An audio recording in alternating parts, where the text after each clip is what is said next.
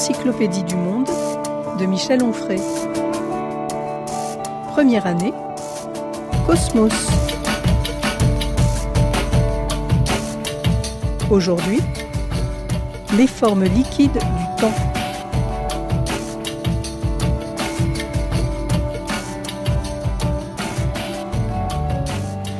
Je souhaiterais, dans cette séance, aborder la question du temps. On fait un cours sur le temps, mais ne pas faire un cours sur le temps comme on le fait habituellement quand on fait un cours de philosophie. La plupart du temps, quand on aborde ce sujet-là, on va voir ce que machin, bidule, un tel ont raconté, et puis on fait une longue dissertation. La plupart du temps, on reprend ce que le philosophe a dit, on essaie d'expliquer ce qu'est l'essence du temps ou l'idée du temps. Et d'une certaine manière, on a parfois expliqué ce qu'était l'essence ou l'idée du temps, mais on n'a pas expliqué ce qu'était le temps réellement, véritablement. Il existe au Moyen-Âge un moment philosophique extrêmement important qui oppose des réalistes et des nominalistes. C'est un faux ami, le mot réaliste, parce que le réaliste n'est pas réaliste du tout.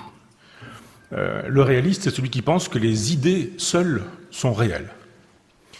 Et le nominaliste, c'est celui qui sait que seul est réel le réel. Et ça fait deux mondes. Ceux qui pensent que l'idée est plus vraie que le monde que l'idée est censée dire. Et l'idée est plus vraie parce que le concept est plus vrai. Vous voyez, on a Platon, on a le christianisme, on a le kantisme, enfin on a toute la philosophie occidentale traditionnelle qui nous dit l'idée est plus vraie que le monde. L'idée qui dit le monde est plus juste et plus vraie, plus adéquate que le monde lui-même. Et puis ceux qu'on a appelés les nominalistes, qui eux disent non, le mot n'est pas une chose. Le mot est là pour dire une chose, mais ça n'est qu'un mot. Le mot ne recouvre rien d'autre qu'un caractère d'ustensilité, je dirais. C'est utile, ça sert à dire. Si je dis une pomme, je présentifie la pomme en son absence. Mais le mot pomme n'existe pas en dehors de ce mot qui dit la chose. On prête à Spinoza cette phrase qu'il n'a jamais dite. Il aurait dit le concept de chien n'aboie pas. Et de fait, le chien aboie, le concept de chien n'aboie pas. Ce que je souhaiterais faire dans cette séance, et ce que je fais depuis longtemps, et ce que je tâcherai de faire si l'aventure dure, c'est justement un travail de nominaliste. C'est un travail empirique. C'est un travail anti-platonicien en ce sens, parce que je pense que le réel est plus vrai que les mots qui disent le réel. Et les mots ne seront là que pour raconter le réel. Donc plutôt que de m'interroger sur le flux, le fleuve d'Héraclite, vous savez, Héraclite nous dit on ne se baigne jamais deux fois dans le même fleuve, tout ça pour nous dire que si vous descendez dans la Dive ou dans l'Orne aujourd'hui et que demain vous y retournez, eh bien vous ne serez pas dans le même fleuve parce que le fleuve se sera écoulé. Donc on ne se baigne jamais deux fois dans le même fleuve. Le temps c'est donc un flux, vous me direz, c'est une évidence, sauf que d'autres ne disent pas ça. D'autres disent que le temps, c'est la forme immobile de l'éternité immobile, par exemple, pour le dire dans le vocabulaire de Platon, ou une forme a priori de la sensibilité. Et puis on pourrait reprendre toutes les définitions qui ont été données par les philosophes. Aristote disait dans la physique que le temps, c'était le nombre du mouvement selon l'avant et l'après. On peut multiplier ces définitions-là, il y a toujours un philosophe pour nous en donner une. Et au bout du compte, quand on a dit ces choses-là, on a eu l'impression qu'on n'aura rien dit du temps. On n'aura pas saisi la vérité ou la réalité du temps. On peut inventer une formule et ajouter aux formules qui ont déjà été données, celles dont je vous ai parlé, ou d'autres, le fantôme de l'espace obsédant la conscience réfléchie de Bergson, par exemple. On peut toujours fabriquer une définition de ce type-là, et je pourrais dire que le temps, c'est la vitesse de la matière. Ça pourrait être ma définition. Je peux dire, voilà, le temps, c'est la vitesse de la matière. Qu'est-ce que j'aurais dit ? J'aurais ajouté une définition aux définitions, mais pour autant, je n'aurais rien dit de ce qu'il est véritablement, ce temps. Alors que tout le monde le sait. Tout le monde sait ce qu'est le temps, mais à chaque fois qu'on commence à penser le temps, d'un seul coup, on ne sait plus ce qu'il est véritablement. D'autant que le temps, nous le pensons dans une configuration qui est absolument occidentale. Tout le monde convient ici, quand on a une formation judéo-chrétienne, à cette idée qu'il y aurait le passé, le présent, le futur, que ce serait distinct, que le passé serait derrière nous, que l'avenir serait devant nous, que le présent serait là où nous sommes. Et Bergson a analysé cette espèce de métaphore spatiale pour dire le temps, pour dire la durée, comme si on avait besoin de l'espace pour dire le temps. Et puis on se dit, ben voilà, le temps passé est mort, le temps futur est à venir, et nous sommes à ce point de jonction qui fait qu'à chaque instant, le temps entre dans le passé, en même temps qu'il entre dans le futur, et on consent à ça. D'autres, en Orient par exemple, ne consentent pas du tout à ça. C'est un temps occidental, celui qui pense qu'il y a une flèche linéaire qui part du passé pour aller vers le futur, alors que d'autres pensent que le temps est répétition, réitération, éternel retour des choses, pour le dire comme Nietzsche, qui reprend justement les thèses bouddhistes ou hindouistes. C'est-à-dire qu'il y aurait une espèce d'éternel présent, sans passé, sans futur, mais avec une répétition sans cesse de ce qui est déjà advenu. Ce que nous vivons, nous l'avons déjà vécu et nous le revivrons éternellement. Alors on a beaucoup dit sur le temps que justement il n'existait pas. Il n'y a pas de passé, il n'y a pas de futur non plus, parce que si je vous parle de quelque chose que vous avez fait, ou si je vous parle de quelque chose que vous allez faire, eh bien je le fais dans le présent, et il n'y a donc que du présent. Le futur est une fiction, le passé est une fiction, et la seule et unique réalité, ce serait le présent. Et ce présent ne serait qu'une durée vécue, extrêmement subjective. Il est bien évident que quand vous souffrez, le temps vous paraît long. Quand vous êtes dans la joie, ou dans la jubilation, ou dans l'allégresse, ou dans le bonheur, ça va vite. Et on a tous expérimenté des réveillons qui durent, ou des réveillons qui paraissent rapides. Je vous renvoie à votre expérience ou à l'expérience de chacun. D'autres disent qu'une théorie du temps n'est pas possible ou n'est pas pensable parce qu'elle s'inscrit dans le temps. On pourrait dire que c'est pas parce que quelque chose s'inscrit dans le temps qu'on ne peut tout de même pas le penser. On peut avoir un rapport d'extériorité au temps et voir ce qu'il est et comment il fonctionne. Nous sommes dans une domination platonicienne, pas seulement sur le terrain de la philosophie, mais aussi dans ce que nous sommes, dans ce que nous vivons, avec cette espèce de domination des idées et de l'idéologie qui va avec, cette domination du concept et cette espèce d'effacement du réel. Et on envisage toujours le temps par rapport à l'éternité. On a l'impression que le temps est une espèce de forme dégradée de l'éternité qui serait une forme pure. Il y aurait la pureté de l'éternité et une espèce de dégradation qui donnerait le temps dans lequel nous nous trouvons. D'abord, il faudrait imaginer ce que peut être l'éternité. Et nous ne pensons l'éternité que dans le temps dans lequel nous nous trouvons, puisque nous sommes affligés de cette vitesse dans la matière qui fait que nous sommes ce que nous sommes. Moi, ce qui m'intéresse, c'est plutôt le travail empirique, c'est la recherche empirique. C'est-à-dire, je regarde, je vois, je constate, je prends mes leçons dans le réel, et je pense que le réel est susceptible de produire quelques idées, mais des idées qui sont attachées au réel, pas des idées qui sont dissociées et qui flotteraient dans une espèce de ciel des idées. Il n'est donc pas question pour moi de partir à la recherche du temps perdu, mais de partir à la recherche d'un temps perdu.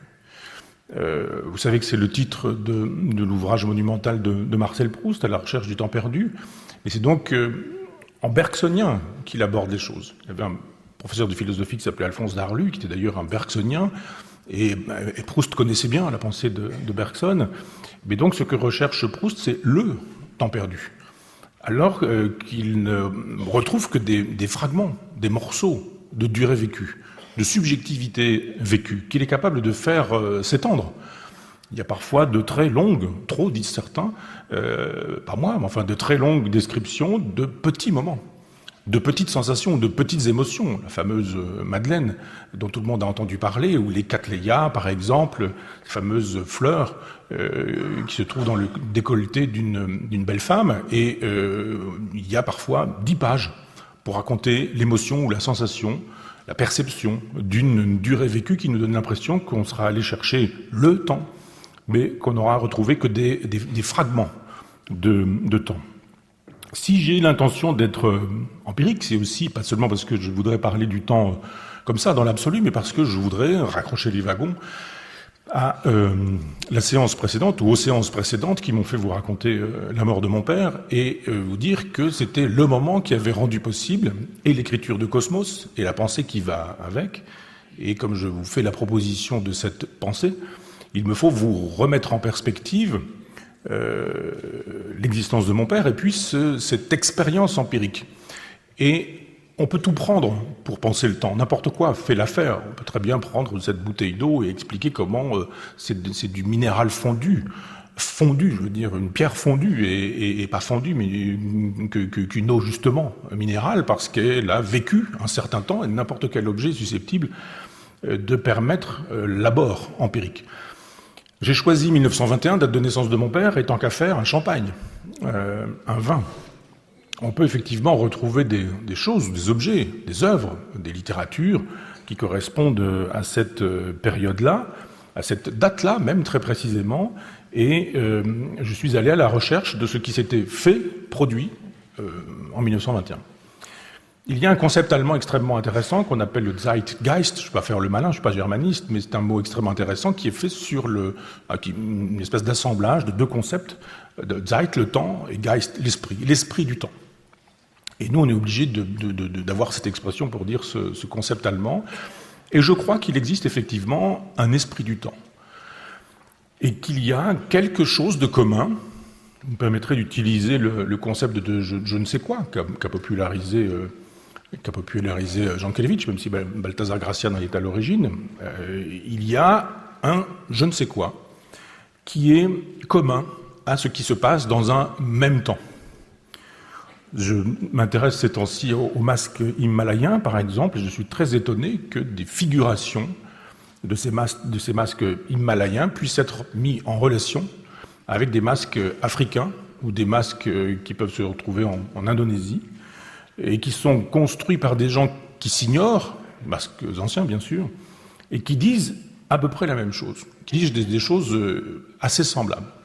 Comment des peuplades, des hauts plateaux de l'Himalaya, par exemple, et puis des dogons, par exemple, qui sont peu susceptibles de se rencontrer, peuvent produire les mêmes formes. Ils produisent les mêmes formes parce qu'ils sont dans un même temps. Et que nous croyons que nous inventons, alors que nous sommes inventés par le temps.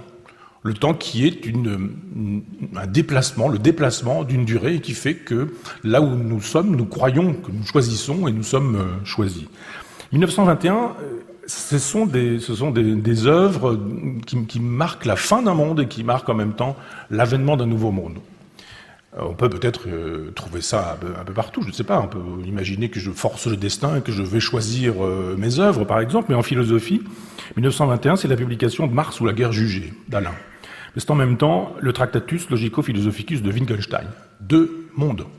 On a l'impression qu'Alain est un philosophe du 19e et Wittgenstein peut-être un philosophe du 21e. Certains le pensent. En musique, c'est la date du deuxième quintet de Fauré, mais c'est aussi celle des 6 leaders de Webern.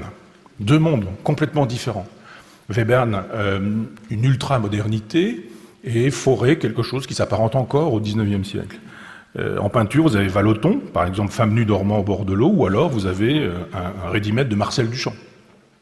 Why Not Sneeze, deux mondes complètement différents. Magnifique peinture de Vallotton, très réaliste, presque hyper réaliste même. Et puis Duchamp qui casse la totalité des codes avec les fameux ready-made, les fameuses fontaines, les porte-bouteilles, etc. C'est aussi 1921, la date de la mort de Saint-Saëns, mais aussi la date du salon Dada à Paris. Saint-Saëns, musicien extrêmement classique, et Dada, hyper-modernité, qui détruit le vieux monde. Proust publie une partie de La Recherche du temps perdu, le volume intitulé Sodome et Gomorrhe, et en même temps, Joyce publie Ulysse. Là encore, on peut imaginer que Proust est un auteur peut-être le dernier auteur du 19e siècle, mais sûrement pas le premier auteur du 20e, quand on sait que Céline n'est pas loin et que justement Joyce est présent, que c'est la même date, Sodome et Gomorrhe et Ulysse, qui est un roman expérimental qui rend possible la totalité des recherches du nouveau roman jusqu'à l'autofiction aujourd'hui, mais enfin toutes les recherches qui auront suivi. C'est aussi politiquement le moment où des marins à Kronstadt se rebellent contre le pouvoir bolchevique, parce que les bolcheviks ont fait la révolution pour les soviets. Les soviets, c'était l'occasion de gérer ensemble, communément. C'était l'autogestion. Le soviet, c'était le conseil. Et il n'y a pas eu de soviet. Il n'y a pas eu de conseil. Il y a eu le parti, la bureaucratie et la violence. C'est en même temps, cette année-là, l'année de la prise du pouvoir du Parti national-socialiste par Adolf Hitler. Le bolchevisme est triomphant, mais c'est aussi le moment de la nouvelle économie politique, c'est-à-dire le moment où on aurait dû comprendre que le marxisme-léninisme, ça ne marchait pas, puisque d'un seul coup, on est capable, d'un même moment du moins, on est capable de dire du capitalisme que c'est une catastrophe, et en même temps de demander au capitalisme qu'il sauve le bolchevisme, puisque les Américains aident l'Union soviétique pour qu'elle puisse, l'Union soviétique marxiste-léniniste, pour qu'elle puisse tenir le coup. C'est l'année où on condamne Sacco et Vanzetti, mais c'est aussi l'année où quelqu'un défend Sacco et Vanzetti, un anarchiste, qui s'appelle Benito Mussolini et dont on connaît la carrière qui suit. 1921, c'est la date de publication chez le même Freud de Psychologie des masses et Analyse du moi, et en même temps de Rêve et télépathie. C'est un texte extrêmement intéressant que ce texte politique, qui est d'actualité, plus que jamais d'actualité. Et il a un neveu, petit-neveu, Bernays, qui a écrit un livre sur la propagande que Goebbels avait lu, Propaganda, et qui est un livre terrible pour comprendre notre modernité. Et il y a dans cet ouvrage-là une pensée de ce que sont les mouvements de masse, de ce que seront les mouvements de masse au XXe siècle, et aujourd'hui également, et en même temps, Rêve et télépathie, qui est une façon pour Freud de rester accroché au spiritisme d'Allan Kardec du XIXe siècle, des tables qui tournent et des esprits qui communiquent. C'est donc, avec ces quelques exemples, c'est donc un monde qui s'effondre, 1921, et un autre monde qui advient. Et c'est 14-18, on aura l'occasion de revenir évidemment sur 14-18 au moment où on parlera du volet suivant, décadence, mais 14-18 est un grand moment de nihilisme, un grand mouvement pourvoyeur de nihilisme. C'est le nihilisme qui produit 14-18, mais 14-18 produit aussi le nihilisme. C'est un nihilisme qui entretient le nihilisme, et le nihilisme, c'est la fin des valeurs. C'est la disparition de tout sens. Et ce nihilisme-là, il est signifié dans les années qui suivent, et on verra, je développerai tout ça par la suite, mais comment Zara, Dada, le dadaïsme, comment le surréalisme, le futurisme, comment la destruction idéologique va suivre cette destruction qui a été la Première Guerre mondiale. Je suis d'une certaine manière l'enfant de ce temps, et c'est assez singulier d'imaginer que quand on a un grand-père qui a fait la guerre 14-18, c'est mon cas, on se dit que finalement on était à la merci, que ma potentialité était à la merci d'un éclat d'obus. Il y en a eu des centaines de milliers, des dizaines de milliers, des millions sur les champs de bataille, qui faisait que quelqu'un pouvait disparaître en un rien de temps, et il y en a eu des millions, et que donc effectivement, ce soldat de la guerre 14 aurait pu ne pas avoir mon père, et j'aurais pu ne pas être non plus pour cette occasion, c'est-à-dire que chacun, et c'est évidemment pas seulement mon cas, mais chacun procède d'une série inouïe de fortunes adéquates, si vous me permettez l'expression du mot adéquate dans le sens spinoziste, c'est-à-dire ce sont des fortunes adéquates, des chances, si vous voulez, diraient d'autres, des chances qui font que vous advenez un jour, que vous surgissez au monde et que c'est vous et rien d'autre. Et donc je me disais, et on se le dit souvent avec des amis qui aiment les vins, les vieux vins ou les millésimes, on se demande souvent ce qui a eu lieu l'année de ce vin, de ce grand vin, de ce champagne.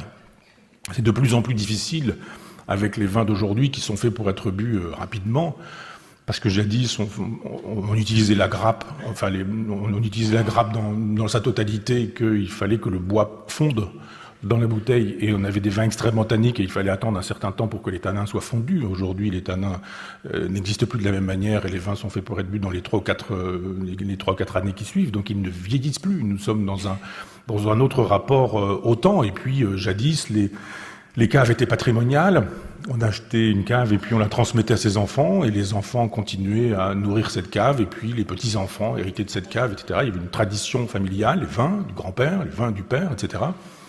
Et puis on ne déménageait pas, et puis on ne divorçait pas, et puis on restait toute une vie ensemble, et puis on avait des vraies caves, avec la terre, avec des pierres, avec des possibilités pour les vins d'être et d'exister. Aujourd'hui, on déménage, on circule, on va, on vient, on a du chauffage central, on a une cave qui est parfois faite en béton ou en ciment, ou des caves mécaniques, je dirais presque, des caves électriques. Et donc effectivement, les conditions pour déguster véritablement le vin aujourd'hui ont disparu, et les conditions surtout pour déguster les vieux millésimes ou les grands millésimes. Donc il faut Il faut se rendre à l'évidence que quand on s'en va dans une propriété et qu'on goûte le vin de la propriété qui n'a jamais bougé, on est dans les conditions optimales pour pouvoir accéder à ce que peut signifier et ce vin et le millésime en question.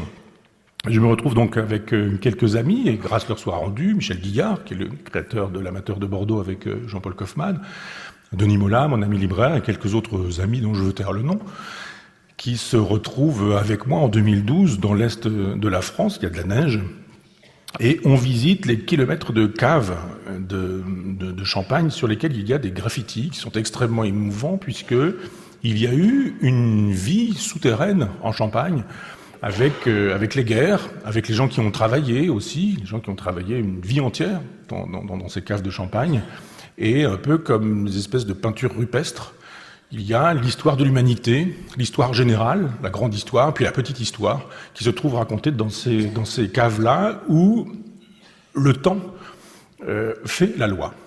Une cave, une grande cave, une belle cave, c'est un lieu où effectivement le temps fait la loi. Et je rencontre là un chef de cave qui est Richard Geoffroy, qui est le patron de Dom Pérignon et qui est un grand monsieur. Faire un vin, c'est donc le vouloir, c'est le désirer, c'est lui donner corps et âme, aux deux sens du terme. C'est-à-dire il faut le charpenter, le structurer. Il faut lui donner un esprit aussi, il faut vouloir quelque chose. C'est pas seulement presser du raisin, obtenir un jus, mettre dans une bouteille, c'est vouloir quelque chose. C'est décider de ce qu'il sera, c'est l'inventer, c'est l'imaginer, c'est le désirer. C'est le penser, le cogiter, avant qu'il n'existe véritablement, c'est même l'envisager au sens étymologique, c'est-à-dire lui donner un visage, presque, le supposer, le raisonner, le réfléchir, le conjecturer, l'élever, comme on peut dire pour un enfant. Et élever un enfant, c'est pas élever un enfant comme on élève des chiens ou des animaux, c'est faire de telle sorte que là où on le prend, on puisse le mener plus haut que là où on l'a pris, faire de telle sorte qu'il ait acquis de la grandeur. Eh bien, il faut donner au vin de la grandeur, de la force, de la hauteur. Et ça se veut, ça. C'est-à-dire que Malaparte voulait une maison qui lui ressemble, mais je pense que quelqu'un qui fait un vin fait toujours un vin qui lui ressemble. Il le fait en fonction de sa subjectivité, mais il le fait aussi en fonction de sa maison. Soit la maison lui appartient, il y a une tradition familiale, et je songe à mon ami Michel Drapier, qui fabrique le champagne du général de Gaulle, et qui, lui, hérite d'une tradition et veut ce que la tradition veut pour son vin, et puis d'autres qui veulent leur subjectivité, qui veulent imposer leur style à ce vin-là, et puis d'autres, des grands patrons, des gens du CAC 40 aujourd'hui, qui achètent des grandes entreprises et qui fabriquent un vin qui leur ressemble. Ils achètent des très très grands crus, mais c'est vide, c'est creux. Il n'y a rien dedans, il n'y a pas d'âme. Et j'ai vu quelques très grands vins passer comme ça de la main de gens qui avaient 5 siècles de famille derrière eux pour faire ce vin, et qui faisaient un vin sublime, et qui se sont vus dépossédés de ce vin, qui aujourd'hui se vend très cher, mais est devenu une infâme piquette, parce qu'ils font faire un vin qui leur ressemble. Comme il ne ressemble à rien, le vin ne ressemble à rien. Je crois vraiment que toutes les productions concentrent en elles l'esprit du temps, et que ça marche pour le vin, comme pour les peintures, les musiques, ou un meuble, ou un roman, la philosophie, l'architecture, des recettes de cuisine même, ou un poème. Si vous lisez les recettes de cuisine d'Antonin Carême au XIXe siècle, eh bien vous voyez bien que les pâtés de Faisan, de Carême ressemblent aux architectures d'Haussmann, ou que ça ressemble aussi à des musiques un peu épaisses de la même époque. Il y a quelque chose qui se dit, je vous disais tout à l'heure, l'esprit du temps, parce que ce qui est dans les choses n'est jamais qu'atomique. Et on reparlera d'Épicure tout à l'heure et des atomes. Et les atomes sont porteurs d'une subjectivité. Pas tant les atomes que les associations d'atomes. Les subjectivités atomiques qui constituent des sensations. Pas tant des sensations, mais des prétextes à sensations et à émotions. Dom Pérignon a fabriqué un vin, alors c'est un mythe aussi, Dom Pérignon, c'est le moine que nous savons, mais on a fabriqué toute une mythologie autour de Dom Pérignon, mais c'est aussi un style de vin. Il faut que ce vin corresponde à son style, et singulièrement, s'il y a vraiment un esprit du temps, Dom Pérignon est l'exact contemporain de Louis XIV. C'est-à-dire 1638 et 1715 pour les deux. Et à cette époque-là, la musique, c'est Lully, la peinture, c'est Watteau, c'est aussi Vivaldi pour la musique, et on est dans l'allégresse, dans la joie ou dans la légèreté. On est dans l'ascendant sans transcendance. Il y a de l'ascendant sans transcendance chez le peintre dont je vous ai parlé, chez ces musiciens aussi, et qui sont des individus qui nous racontent un certain type de légèreté. Ce sont aussi des gens qui sont contemporains de Newton. Et Newton, ça n'est pas rien. Et les physiciens, ou les scientifiques, quand ils comptent et qu'ils découvrent des choses essentielles, je pense à Darwin par exemple, ou à Galilée, ce sont des gens qui font basculer l'esprit du temps également. C'est-à-dire que on croit que le christianisme dit la vérité sur ce qui est, et d'un seul coup, on a un Newton qui nous explique que peut-être que Dieu existe, mais il va falloir qu'on lui change son visage. Parce que si quelque chose s'apparente à Dieu, c'est ce qu'on appelle l'attraction, c'est ce qu'il appelle l'attraction universelle. C'est ce qui lie tout ce qui est. Il y a des atomes, mais qu'est-ce qui fait que ces atomes ne s'égaillent pas un peu partout dans la nature? Qu'est-ce qui fait que ces atomes-là constituent des formes qui sont autant de force? La réponse, l'attraction universelle. Il y a l'attraction universelle qui lie tout ce qui existe. Et c'est une révolution dans la vision du monde, puisque la mythologie chrétienne disparaît. Il n'y a plus que des particules qui sont en suspension dans un vide qui lui-même obéit aux lois de l'attraction. Il n'y a que des forces, que des formes, que de la matière, que des énergies. Peut-être y a-t-il une métaphysique, mais elle est totalement indépendante de ce que Newton nous apprend ou nous enseigne. Il ne nie pas Dieu, mais sa pensée fait l'économie de Dieu. Donc c'est une façon de s'arracher aux représentations judéo-chrétiennes pour dire qu'il faut penser le réel, penser la vérité, penser la réalité la plus immanente. Newton pense le cosmos et il y place les hommes en comprenant que les astres obéissent aux lois de la nature et que les hommes obéissent pareillement aux mêmes lois de la nature. Alors on peut appeler l'attraction universelle Dieu, c'est un peu ce que va faire Fourier un petit peu plus tard, Charles Fourier, mais on voit bien que ça n'a plus grand-chose à voir avec le Dieu chrétien qui est jaloux, méchant, vengeur, qui récompense, qui dit le bien, qui dit le mal et ce genre de choses. Si Dieu existe, alors il est la force qui rend possible les formes, ou qui rend possible la forme du monde. Newton met le cosmos en formule et d'une certaine manière Dom Pérignon en bouteille. Il y a une bulle à cette époque-là et tout est dans la bulle. Et je vous raconterai en bibliographie tout le travail de Gérard Ligier-Belair, qui fait un travail extrêmement intéressant, subventionné par le CNRS, et il traque les bulles des bouteilles de champagne pour savoir ce qui se passe dans les bulles, et c'est absolument passionnant. Mais s'il y a vraiment un esprit du temps, ces bulles, on les retrouve aussi dans la peinture du XVIIe siècle. Et il y a une tradition de vanité. Il y a eu à une époque une très belle exposition qui avait été faite par Alain Tapier au musée de Caen sur les vanités. Et moi, je me souviens que c'est Paul Claudel qui m'a appris à lire les vanités, parce qu'il y a quelques pages magnifiques de Paul Claudel sur les vanités. Et vous avez toujours dans les vanités des mouches ou des fruits avec une tavelure, des pétales fanés, un couteau en déséquilibre juste au bord. Regardez dans les vanités, vous avez souvent des couteaux à demi dans le vide. Ils sont là prêts à basculer, prêts à tomber, comme une vie est prête aussi à basculer ou à tomber. Vous avez des fumées, des gens qui fument, des scènes de tabagie, comme on disait à l'époque, des sabliers, parce que la fumée est évanescente, elle aussi, comme une vie, des sabliers qui sont renversés, des pendules en mouvement ou des montres qui sont posées sur des beaux tapis, la beauté du monde, et en même temps le temps qui passe, des verres qui sont finement ciselés, donc extrêmement fragiles, ou alors des coupes ébréchées, des crânes, bien sûr, et puis aussi des textes qu'on appelle des phylactères. La bande dessinée a récupéré cette expression-là. La bulle dans laquelle vous avez un texte est un phylactère, et ce sont des phylactères dans lesquels on trouve ce texte homo bulla. L'homme est une bulle. C'est-à-dire que, on le voit bien, les bulles sont pas faites pour durer, elles sont faites pour être évanescentes, elles sont faites pour exploser. Et quand elles explosent, elles libèrent quelque chose. saveur. Vous avez peut-être, moi je me souviens de ma mère qui m'offrait, qui mettait du myrrhe dans un verre avec de l'eau pour qu'avec la clé on puisse faire des bulles.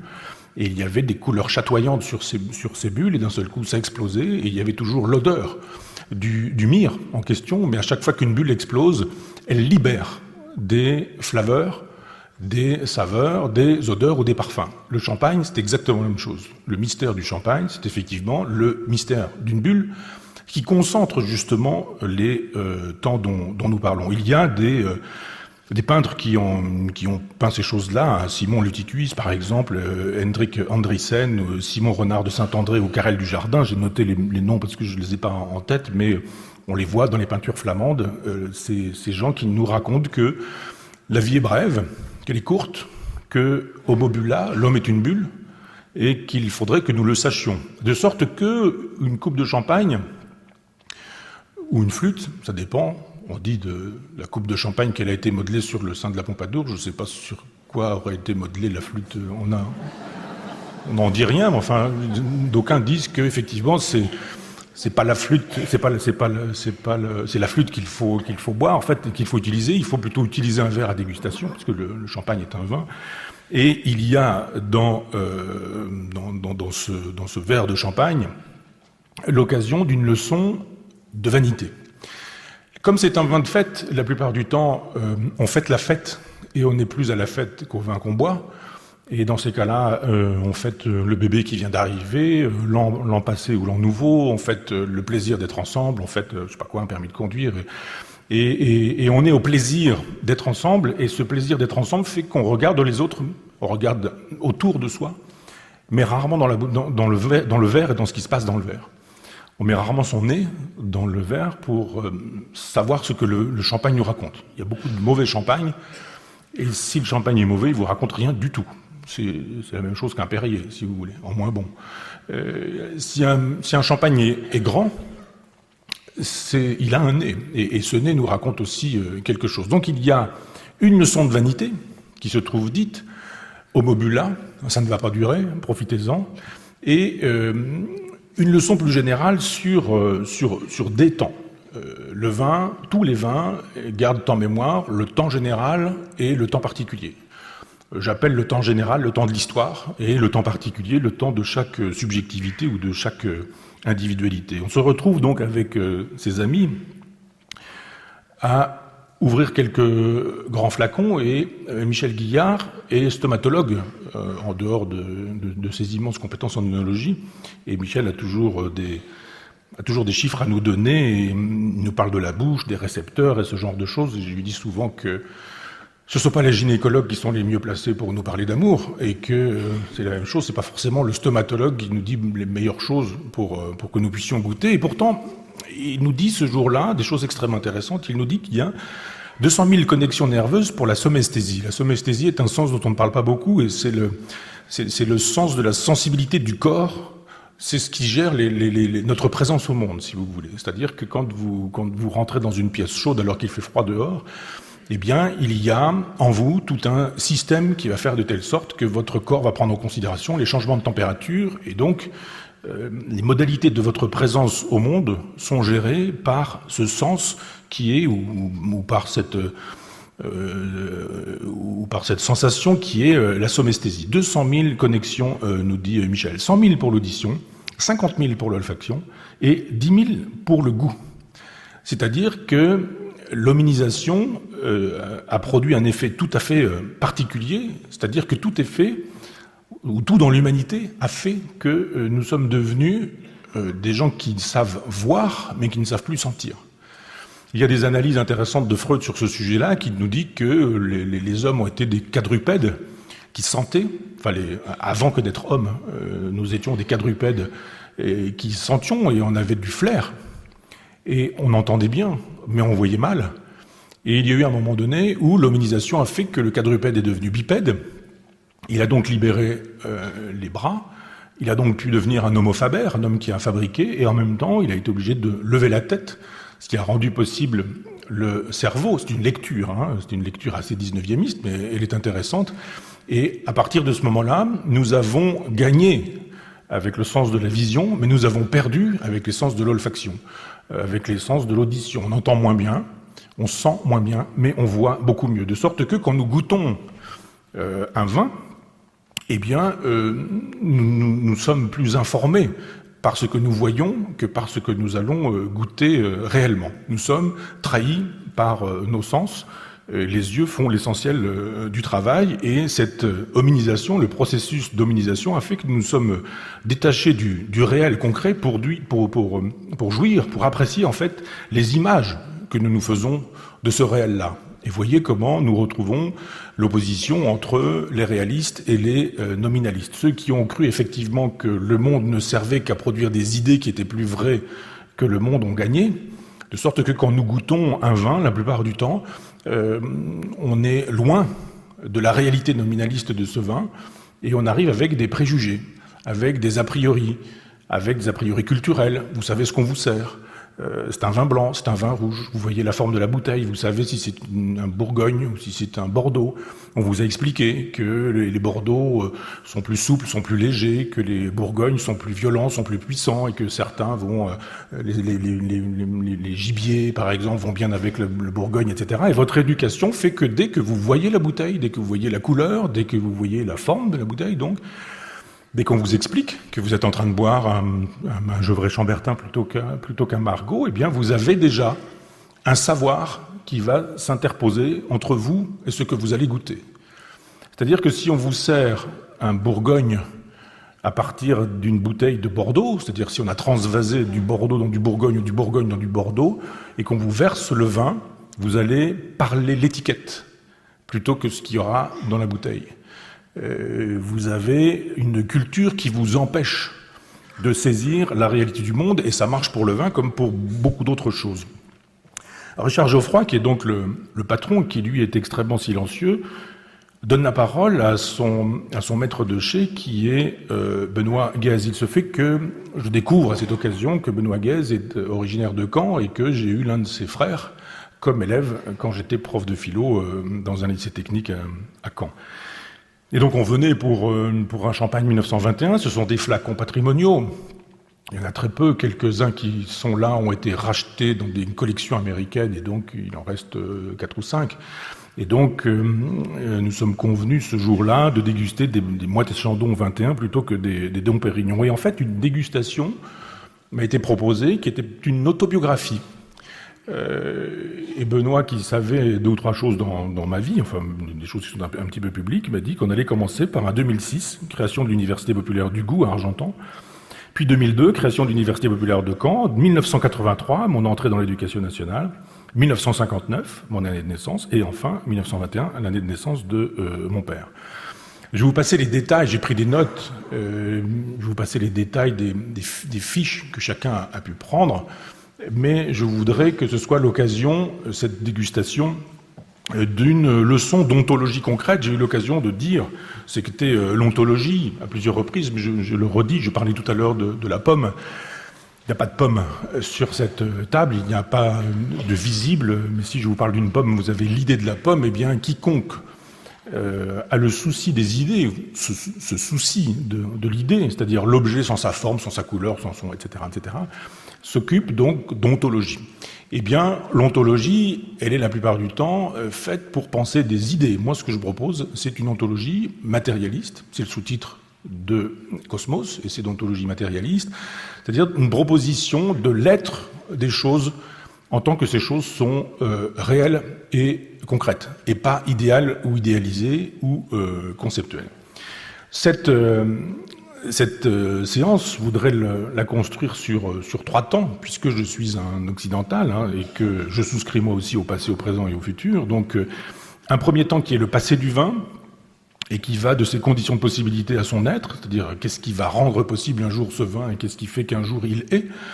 Le présent du vin, de l'être là, c'est aussi un concept issu de l'allemand d'une certaine manière, le fameux Dasein d'Heidegger, qu'on traduit par être là, ce qui est immédiatement dans sa pure présence. Le concept était un peu barbare, mais il est intéressant, de l'être là, donc du vin à sa disparition. Et puis le futur du vin, c'est-à-dire de ses métamorphoses, de ce qu'il devient quand on le met en bouteille, jusqu'à sa mort, sa disparition. Sa mort, c'est aussi bien la mort dans la bouteille parce qu'il est épuisé, parce qu'il n'a pas tenu le coup, et on verra pourquoi, comment, etc. Ou alors parce qu'on l'ingère et qu'il disparaît. D'une certaine manière, la vie d'un vivant, c'est toujours la vie d'un vivant, et le vin, c'est vivant. Et toutes les vies se résument à peu près de la même manière, le schéma est à peu près le même tout le temps. Nous allons toujours du potentiel à la néantisation, en passant par des degrés d'être. L'être potentiel que nous avons été, des milliards de spermatozoïdes et un seul qui rend possible l'être que nous sommes un jour, et puis cette disparition et cette néantisation de l'être qui a été, en passant par des degrés d'être qui conduisent justement de la naissance à la mort, pour aller vite. Eh bien ça marche pour les hommes, ça marche pour les animaux, pour les humains bien sûr, hein, ça marche pour les animaux et ça marche pour le vivant. Ça marche pour une paramécie, ça marche pour une plante. Mais ça marche aussi pour des choses qui vieillissent également, mais qu'on ne voit pas vieillir. Les montagnes, les fleuves, et les géologues ou les géographes savent comment vieillissent les montagnes, comment vieillissent les fleuves, comment vieillissent les paysages. Premier temps, donc, le passé.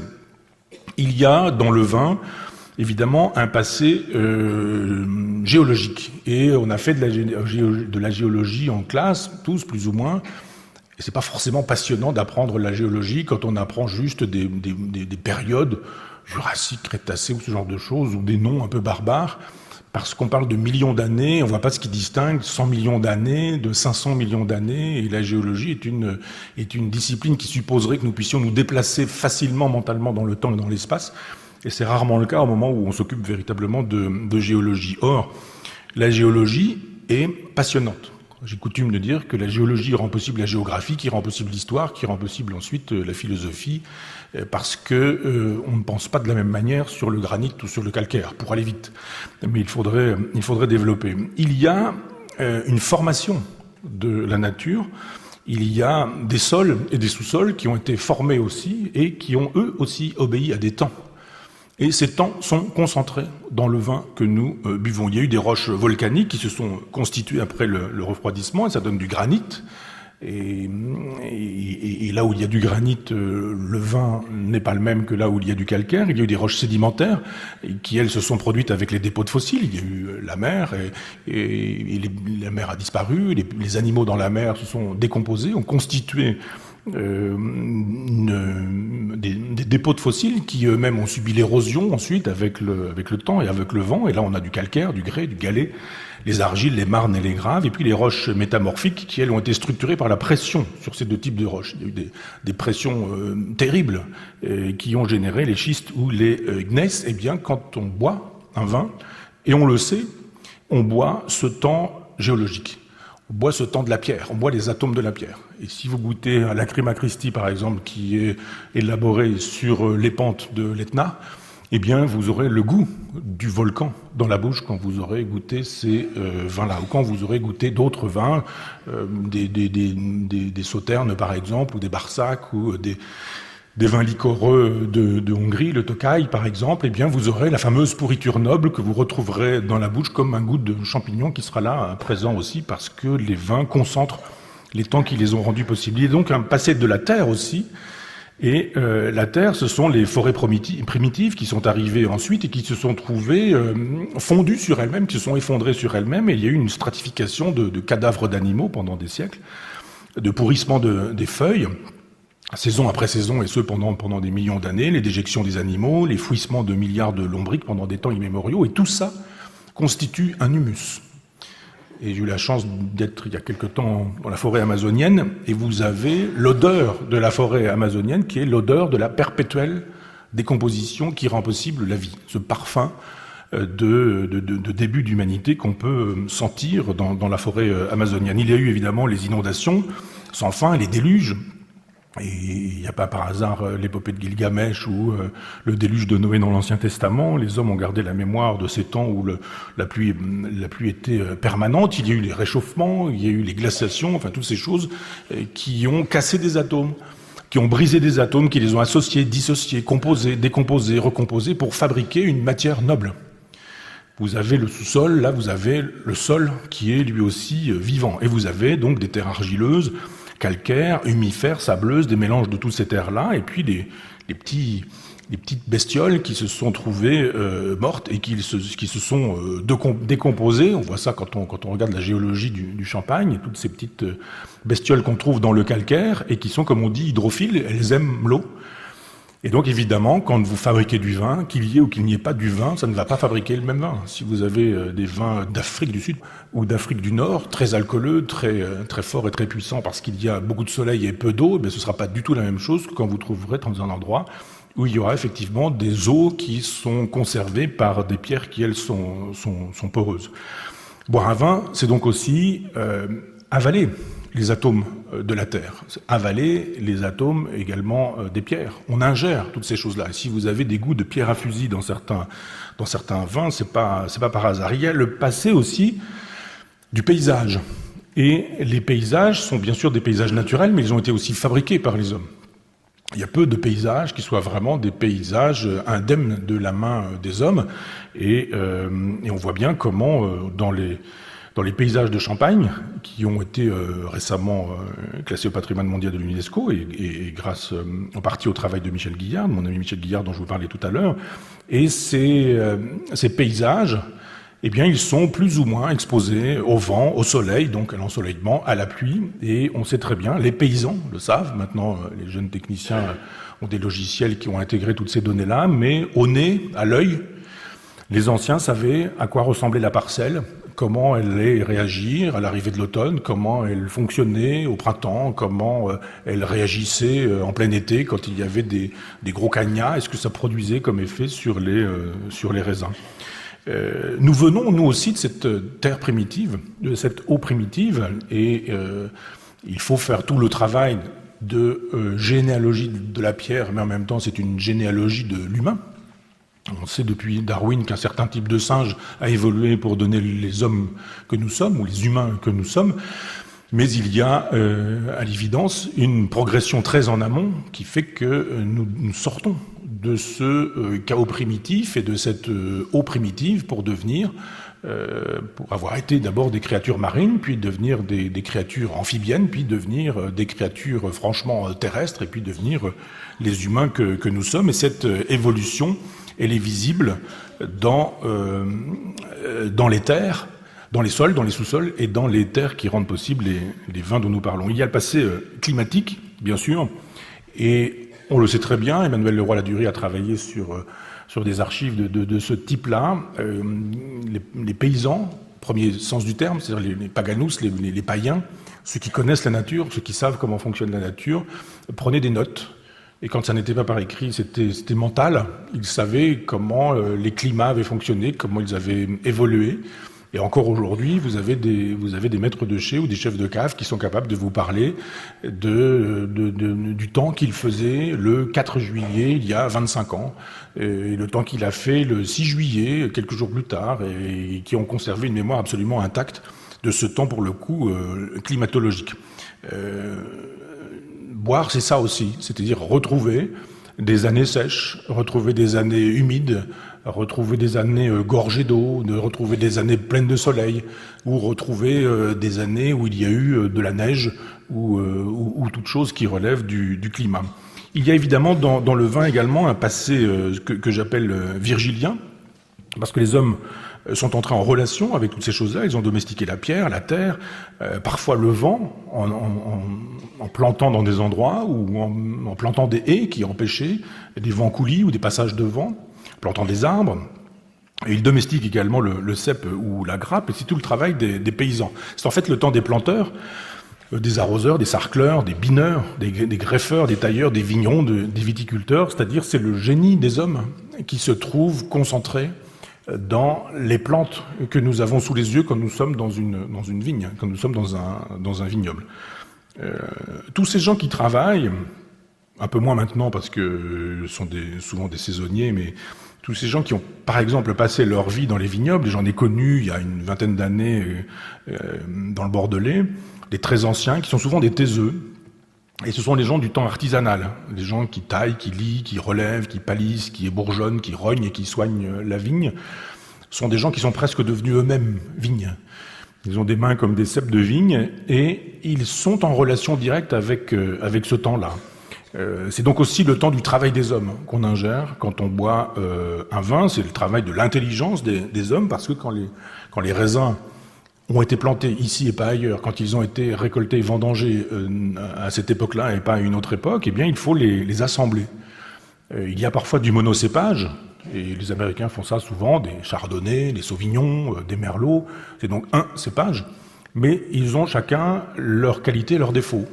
Ils peuvent des choses, mais ils ne peuvent pas tout. Et parfois, les assemblages rendent possible, toujours même d'ailleurs, les assemblages rendent possible des choses extraordinaires. C'est-à-dire, si vous mélangez Sauvignon, Sémillon, par exemple, en des proportions différentes et relativement alchimiques, eh bien, vous allez fabriquer votre vin, vous allez vraiment le construire. Les cépages du Champagne, ce sont Pinot Noir et Pinot Meunier, qui sont des raisins noirs, Chardonnay, un raisin blanc, et puis rarement et en toute petite quantité des vieux cépages un peu oubliés, l'Arbane, le petit Mélier. Je l'aime bien parce que ça renvoie à mon curé Mélier, le premier raté pour lequel j'ai beaucoup de sympathie, le Pinot Blanc ou le Pinot Gris. Alors le Pinot Noir, lui, fonctionne en contrepoint avec le calcaire, et il donne au vin sa structure, son corps, sa puissance. Et c'est lui qui donne le goût de fruits rouges au vin que vous allez boire. C'est donc la structure, le Pinot Noir. Et si vous avez un monocépage, ça existe aussi, Champagne uniquement Pinot Noir, vous allez retrouver ce goût de fruits rouges en bouche et cette charpente-là. Le Pinot Meunier, lui, il est en contrepoint avec les argiles parce qu'il donne le souple et le fruité et la rondeur. Et puis le Chardonnay, c'est ce qui donne le floral et parfois le nez d'agrumes. Vous sentez parfois des mandarines, des oranges, des pamplemousses. C'est extrêmement minéral aussi. On trouve du minéral à partir de ce cépage-là. Et c'est ce qui permet justement d'envisager le vieillissement. Donc vous voyez que si vous jouez avec la structure, avec la rondeur, avec la souplesse, avec le vieillissement, plus ou moins, vous allez obtenir évidemment un vin tout à fait particulier. L'assemblage, c'est du contrepoint. C'est de la mise en relation. C'est jouer avec les forces. C'est tout un travail d'intelligence. C'est-à-dire que quand vous avez un vin bien fait, eh bien, on n'aura rien sacrifié. Il ne faut pas que la puissance prenne le tout parce que vous y perdez de la délicatesse. Il ne faut pas que la délicatesse soit toute puissante parce que vous manquerez de charpente ou de tonicité, par exemple. Et cet équilibrage, c'est d'abord un équilibrage mental. Comme les nez qui fabriquent des parfums et qui les ont conçus mentalement avant de passer à l'acte. Les grands parfumeurs sont des gens qui mentalement associent des flaveurs et quand ils ont obtenu mentalement et conceptuellement un parfum, ils l'essaient pour vérifier, d'une certaine manière, l'adéquation ou la justesse de leur intuition conceptuelle. Donc le vin se pense d'abord. Et quand il est pensé, eh bien on le fabrique ensuite, on vérifie. Et parfois, il m'est arrivé d'assister à des assemblages, eh bien vous faites vous-même vos assemblages. Et c'est assez intéressant de voir comment les femmes font leurs assemblages, comment les hommes font leurs assemblages, qui fait quoi, comment certains font triompher la puissance, d'autres la délicatesse, d'autres la souplesse, d'autres la rondeur. Et il y a aujourd'hui des viticulteurs très modernes qui savent qu'on peut gagner beaucoup d'argent et vous allez parfois dans certaines maisons où vous pouvez faire vos assemblages.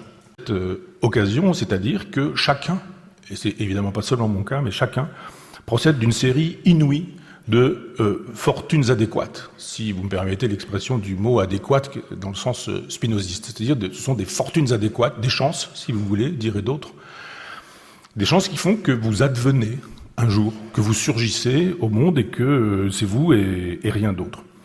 Et donc je me disais, et on se le dit souvent avec des amis qui aiment les vins, les vieux vins ou les millésimes, on se demande souvent ce qui a eu lieu l'année de ce vin, de ce grand vin, de ce champagne. C'est de plus en plus difficile avec les vins d'aujourd'hui qui sont faits pour être bu rapidement. Parce que jadis, on utilisait la grappe, on utilisait la grappe dans sa totalité, qu'il fallait que le bois fonde dans la bouteille, et on avait des vins extrêmement tanniques, et il fallait attendre un certain temps pour que les tanins soient fondus. Aujourd'hui, les tanins n'existent plus de la même manière, et les vins sont faits pour être bu dans les 3 ou 4 années qui suivent, donc ils ne vieillissent plus. Nous sommes dans un autre rapport au temps, et puis jadis, les caves étaient patrimoniales. On achetait une cave et puis on la transmettait à ses enfants et les enfants continuaient à nourrir cette cave et puis les petits-enfants héritaient de cette cave, etc. Il y avait une tradition familiale, les vins du grand-père, les vins du père, etc. Et puis on ne déménageait pas et puis on ne divorçait pas, et puis on restait toute une vie ensemble, et puis on avait des vraies caves, avec la terre, avec des pierres, avec des possibilités pour les vins d'être et d'exister. Aujourd'hui, on déménage, on circule, on va, on vient, on a du chauffage central, on a une cave qui est parfois faite en béton ou en ciment, ou des caves mécaniques, je dirais presque, des caves électriques. Et donc effectivement, les conditions pour déguster véritablement le vin aujourd'hui ont disparu, et les conditions surtout pour déguster les vieux millésimes ou les grands millésimes. Donc il faut se rendre à l'évidence que quand on s'en va dans une propriété et qu'on goûte le vin de la propriété qui n'a jamais bougé, on est dans les conditions optimales pour pouvoir accéder à ce que peut signifier et ce vin et le millésime en question. Je me retrouve donc avec quelques amis, et grâce leur soit rendu, Michel Guillard, qui est le créateur de l'Amateur de Bordeaux avec Jean-Paul Kaufmann, Denis Mola, mon ami libraire, et quelques autres amis dont je veux taire le nom, qui se retrouvent avec moi en 2012 dans l'est de la France, il y a de la neige, et on visite les kilomètres de caves de Champagne sur lesquels il y a des graffitis qui sont extrêmement émouvants, puisque il y a eu une vie souterraine en Champagne, avec les guerres, avec les gens qui ont travaillé aussi, les gens qui ont travaillé une vie entière dans ces caves de Champagne, et un peu comme des espèces de peintures rupestres, il y a l'histoire de l'humanité, l'histoire générale, la grande histoire, puis la petite histoire, qui se trouve racontée dans ces caves-là, où le temps fait la loi. Une cave, une grande cave, une belle cave, c'est un lieu où effectivement le temps fait la loi. Et je rencontre là un chef de cave qui est Richard Geoffroy, qui est le patron de Dom Pérignon et qui est un grand monsieur. Faire un vin, c'est donc le vouloir, c'est le désirer, c'est lui donner corps et âme, aux deux sens du terme. C'est-à-dire il faut le charpenter, le structurer. Il faut lui donner un esprit aussi, il faut vouloir quelque chose. C'est pas seulement presser du raisin, obtenir un jus, mettre dans une bouteille, c'est vouloir quelque chose. C'est décider de ce qu'il sera, c'est l'inventer, c'est l'imaginer, c'est le désirer, c'est le penser, le cogiter avant qu'il n'existe véritablement, c'est même l'envisager au sens étymologique, c'est-à-dire lui donner un visage, presque, le supposer, le raisonner, le réfléchir, le conjecturer, l'élever, comme on peut dire pour un enfant. Et élever un enfant, c'est pas élever un enfant comme on élève des chiens ou des animaux, c'est faire de telle sorte que là où on le prend, on puisse le mener plus haut que là où on l'a pris, faire de telle sorte qu'il ait acquis de la grandeur. Eh bien, il faut donner au vin de la grandeur, de la force, de la hauteur. Et ça se veut, ça. C'est-à-dire que Malaparte voulait une maison qui lui ressemble, mais je pense que quelqu'un qui fait un vin fait toujours un vin qui lui ressemble. Il le fait en fonction de sa subjectivité, mais il le fait aussi en fonction de sa maison.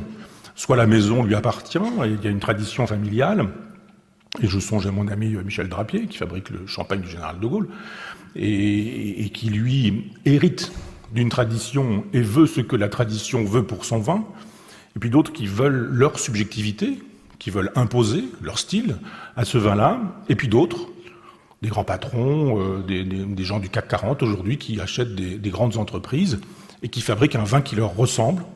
Ils achètent des très très grands crus, mais c'est vide, c'est creux. Il n'y a rien dedans, il n'y a pas d'âme.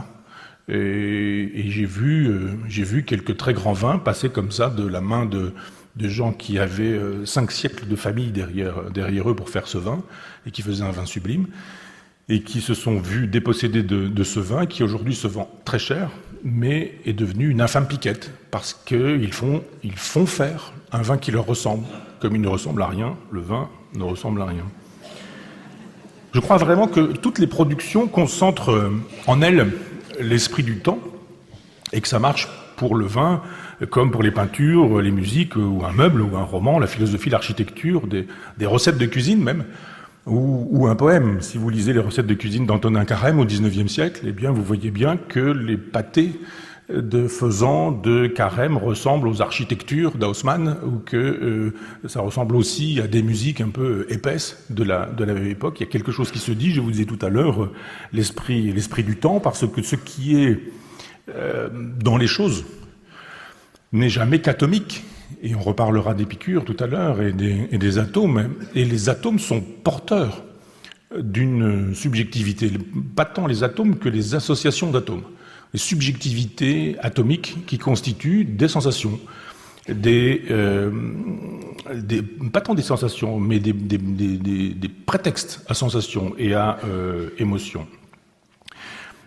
Dom Pérignon a fabriqué un vin, alors c'est un mythe aussi, Dom Pérignon, c'est le moine que nous savons, mais on a fabriqué toute une mythologie autour de Dom Pérignon, mais c'est aussi un style de vin. Il faut que ce vin corresponde à son style, et singulièrement, s'il y a vraiment un esprit du temps, Dom Pérignon est l'exact contemporain de Louis XIV. C'est-à-dire 1638 et 1715 pour les deux. Et à cette époque-là, la musique, c'est Lully, la peinture, c'est Watteau, c'est aussi Vivaldi pour la musique, et on est dans l'allégresse, dans la joie ou dans la légèreté. On est dans l'ascendant sans transcendance. Il y a de l'ascendant sans transcendance chez le peintre dont je vous ai parlé, chez ces musiciens aussi, et qui sont des individus qui nous racontent un certain type de légèreté. Ce sont aussi des gens qui sont contemporains de Newton. Et Newton, ça n'est pas rien. Et les physiciens, ou les scientifiques, quand ils comptent et qu'ils découvrent des choses essentielles, je songe à Darwin par exemple, ou à Galilée, sont des gens qui font basculer l'esprit du temps également. C'est-à-dire que on croit que le christianisme dit la vérité sur ce qui est, et d'un seul coup, on a un Newton qui nous explique que peut-être que Dieu existe, mais il va falloir qu'on lui change son visage. Parce que si quelque chose s'apparente à Dieu, c'est ce qu'on appelle l'attraction, c'est ce qu'il appelle l'attraction universelle. C'est ce qui lie tout ce qui est.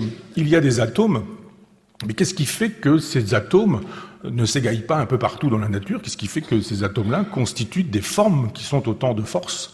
Réponse, l'attraction universelle. Il y a l'attraction universelle qui lie tout ce qui existe. Et c'est une révolution dans la vision du monde, puisque la mythologie chrétienne disparaît.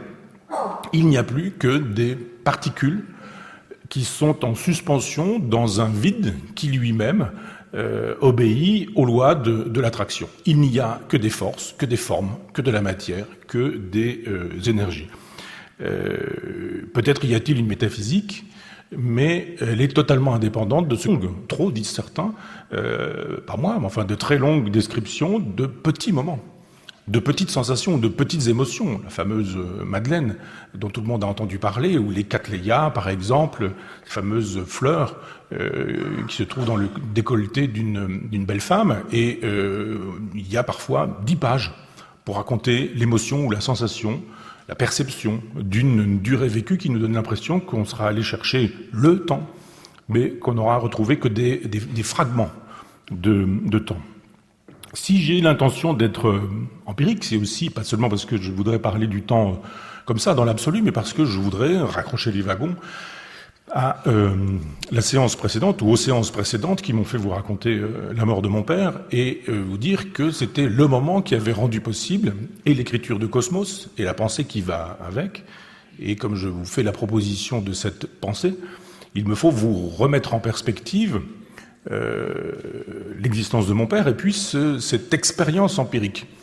Et on peut tout prendre pour penser le temps, n'importe quoi fait l'affaire. On peut très bien prendre cette bouteille d'eau et expliquer comment c'est du minéral fondu, je veux dire une pierre fondue et pas fondue, mais qu'une eau justement minérale parce qu'elle a vécu un certain temps et n'importe quel objet est susceptible de permettre l'abord empirique. J'ai choisi 1921, date de naissance de mon père, et tant qu'à faire, un champagne, un vin. On peut effectivement retrouver des choses, des objets, des œuvres, des littératures qui correspondent à cette période-là, à cette date-là, même très précisément, et je suis allé à la recherche de ce qui s'était fait, produit, en 1921. Il y a un concept allemand extrêmement intéressant qu'on appelle le Zeitgeist. Je ne vais pas faire le malin, je ne suis pas germaniste, mais c'est un mot extrêmement intéressant qui est fait sur une espèce d'assemblage de deux concepts, de Zeit, le temps, et Geist, l'esprit du temps. Et nous, on est obligé d'avoir cette expression pour dire ce concept allemand. Et je crois qu'il existe effectivement un esprit du temps. Et qu'il y a quelque chose de commun. Vous me permettrez d'utiliser le concept de je ne sais quoi qu'a popularisé Jean Kelevitch, même si Balthazar Gracian en est à l'origine. Il y a un je ne sais quoi qui est commun à ce qui se passe dans un même temps. Je m'intéresse ces temps-ci aux masques himalayens, par exemple, et je suis très étonné que des figurations de ces masques himalayens puissent être mis en relation avec des masques africains ou des masques qui peuvent se retrouver en Indonésie et qui sont construits par des gens qui s'ignorent, masques anciens bien sûr, et qui disent à peu près la même chose, qui disent des choses assez semblables. Comment des peuplades, des hauts plateaux de l'Himalaya, par exemple, et puis des dogons, par exemple, qui sont peu susceptibles de se rencontrer, peuvent produire les mêmes formes. Ils produisent les mêmes formes parce qu'ils sont dans un même temps. Et que nous croyons que nous inventons, alors que nous sommes inventés par le temps. Le temps qui est un déplacement, le déplacement d'une durée qui fait que là où nous sommes, nous croyons que nous choisissons et nous sommes choisis. 1921, ce sont des œuvres qui marquent la fin d'un monde et qui marquent en même temps l'avènement d'un nouveau monde.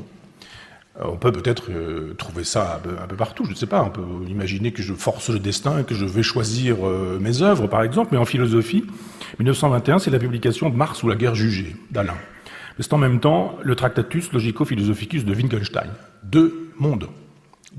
On a l'impression qu'Alain est un philosophe du 19e et Wittgenstein peut-être un philosophe du 21e. Certains le pensent. En musique, c'est la date du deuxième quintet de Fauré, mais c'est aussi celle des 6 leaders de Webern.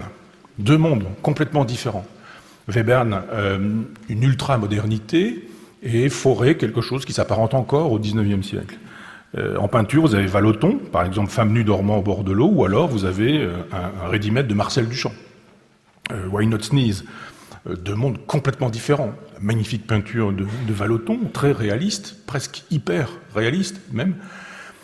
Et puis Duchamp qui casse la totalité des codes avec les fameux ready-made, les fameuses fontaines, les porte-bouteilles, etc. C'est aussi 1921, la date de la mort de Saint-Saëns, mais aussi la date du salon Dada à Paris. Saint-Saëns, musicien extrêmement classique, et Dada, hyper-modernité, qui détruit le vieux monde. Proust publie une partie de L'Archéologie du temps perdu, le volume intitulé Sodome et Gomorrhe, et en même temps, Joyce publie Ulysse. Là encore, on peut imaginer que Proust est un auteur, peut-être le dernier auteur du 19e siècle, mais sûrement pas le premier auteur du 20e, quand on sait que Céline n'est pas loin et que justement Joyce est présent, que c'est la même date. Sodome et Gomorrhe et Ulysse, qui est un roman expérimental qui rend possible la totalité des recherches du nouveau roman jusqu'à l'autofiction aujourd'hui, mais enfin toutes les recherches qui auront suivi. C'est aussi politiquement le moment où des marins à Kronstadt se rebellent contre le pouvoir bolchevique, parce que les bolcheviks ont fait la révolution pour les soviets. Les soviets, c'était l'occasion de gérer ensemble, communément. C'était l'autogestion. Le soviet, c'était le conseil. Et il n'y a pas eu de soviet. Il n'y a pas eu de conseil. Il y a eu le parti, la bureaucratie et la violence.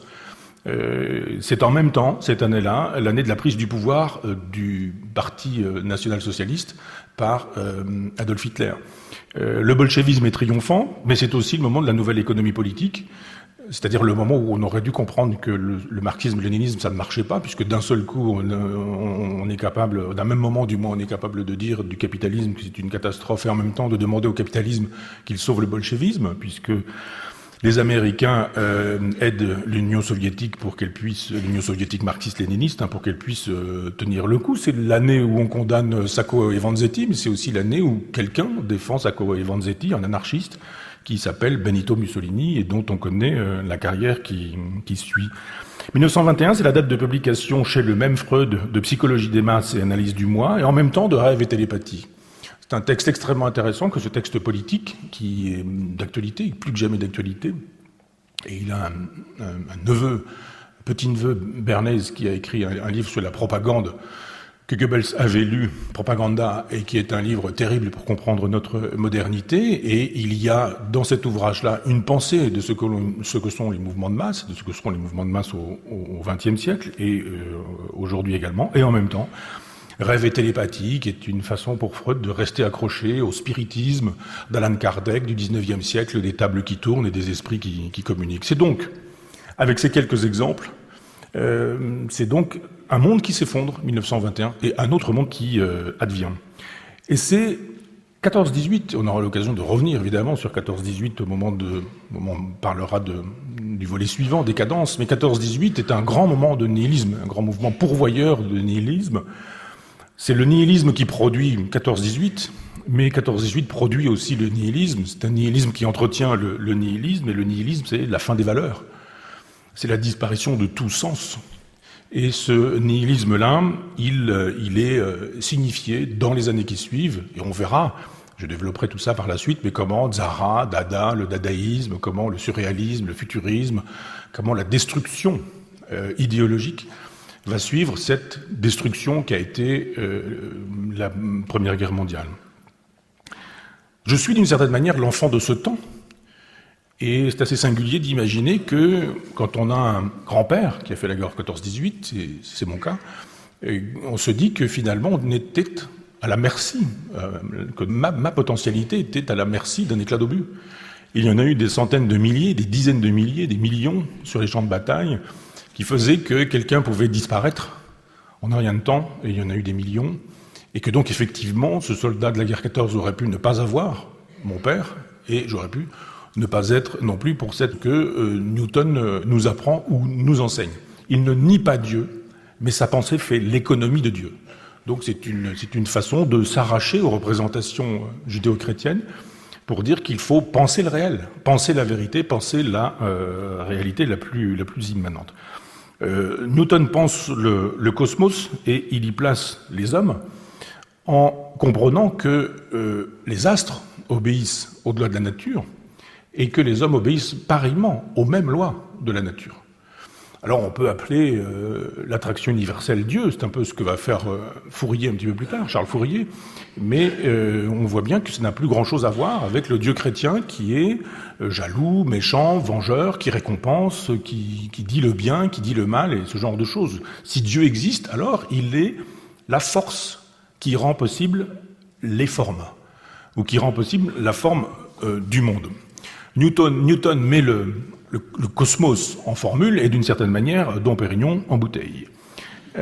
Il y a une bulle à cette époque-là et tout est dans la bulle. Et je vous raconterai en bibliographie tout le travail de Gérard Ligier-Belair, qui fait un travail extrêmement intéressant, subventionné par le CNRS, et il traque les bulles des bouteilles de champagne pour savoir ce qui se passe dans les bulles, et c'est absolument passionnant. Mais s'il y a vraiment un esprit du temps, ces bulles, on les retrouve aussi dans la peinture du XVIIe siècle.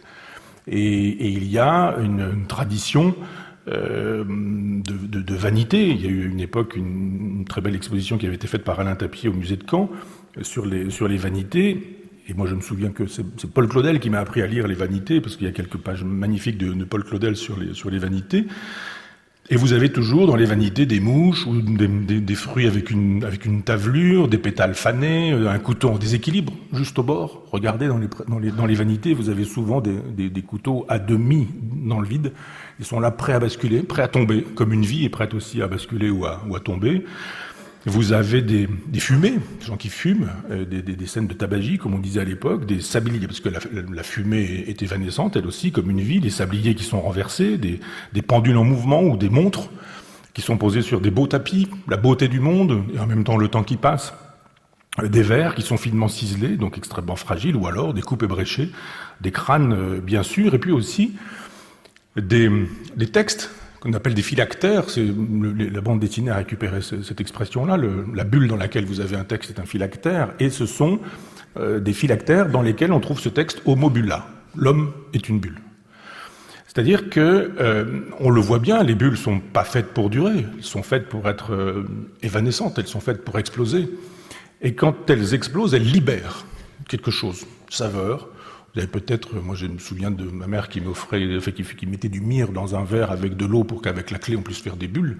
Et il y avait des couleurs chatoyantes sur ces bulles, et d'un seul coup ça explosait, et il y avait toujours l'odeur du myrrhe en question, mais à chaque fois qu'une bulle explose, elle libère des flaveurs, des saveurs, des odeurs ou des parfums. Le champagne, c'est exactement la même chose. Le mystère du champagne, c'est effectivement le mystère d'une bulle qui concentre justement les temps dont nous parlons. Il y a des peintres qui ont peint ces choses-là, hein, Simon Luticuis par exemple, Hendrik Andriessen, Simon Renard de Saint-André ou Carrel du Jardin. J'ai noté les noms parce que je ne les ai pas en tête, mais on les voit dans les peintures flamandes. Ces gens qui nous racontent que la vie est brève, qu'elle est courte, que homo bulla, l'homme est une bulle, et qu'il faudrait que nous le sachions. De sorte que une coupe de champagne ou une flûte, ça dépend. On dit de la coupe de champagne qu'elle a été modelée sur le sein de la Pompadour. Je ne sais pas sur quoi aurait été modelée la flûte. On n'en dit rien, mais enfin, d'aucuns disent qu'effectivement, c'est pas la flûte, c'est la flûte qu'il faut boire, en fait, qu'il faut utiliser. Il faut plutôt utiliser un verre à dégustation, parce que le champagne est un vin. Et il y a dans ce verre de champagne l'occasion d'une leçon de vanité. Comme c'est un vin de fête, la plupart du temps, on fête la fête et on n'est plus à la fête qu'au vin qu'on boit. Et dans ces cas-là, on fête le bébé qui vient d'arriver, l'an passé ou l'an nouveau, on fête le plaisir d'être ensemble, on fête, je sais pas quoi, un permis de conduire. Et on est au plaisir d'être ensemble, et ce plaisir d'être ensemble fait qu'on regarde les autres, on regarde autour de soi, mais rarement dans le verre et dans ce qui se passe dans le verre. On met rarement son nez dans le verre pour savoir ce que le champagne nous raconte. Il y a beaucoup de mauvais champagne, et si le champagne est mauvais, il vous raconte rien du tout. C'est la même chose qu'un Perrier, si vous voulez, en moins bon. Si un champagne est grand, il a un nez, et ce nez nous raconte aussi quelque chose. Donc il y a une leçon de vanité qui se trouve dite, homo bulla, ça ne va pas durer, profitez-en, et une leçon plus générale sur des temps. Le vin, tous les vins gardent en mémoire le temps général et le temps particulier.